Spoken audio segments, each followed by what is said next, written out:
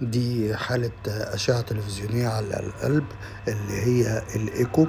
بتبين لنا طبعا حالة القلب والميكانيكا بتاعت القلب لو كان في أي مشاكل. طيب دي حالة سيدة عندها 35 سنة بتشتكي من نغزة في القلب. طيب النغزة دي بتيجي مع أقل مجهود. طبعا هي السيدة مليانة شوية. طيب لما عملنا الايكو لقينا ان في حاجات عايزة تتظبط شوية. يعني احنا لو لاحظنا كده ان احنا عندنا شوية concentric left ventricular hypertrophy، يعني في شوية تضخم في البطين الشمال بتاع القلب. طيب وفي نسبة ارتجاع في الصمام الأورطي.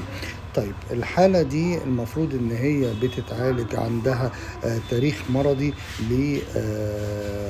لفترات كبيرة من ASOT عالي، يعني في روماتيك فيفر، والمفروض ان ما كانش باين ولا احنا عارفين ان في روماتيك فيفر، فكان ليه تأثير عليها، وفي شوية كالسيفيكيشن على الأورتيك فالف.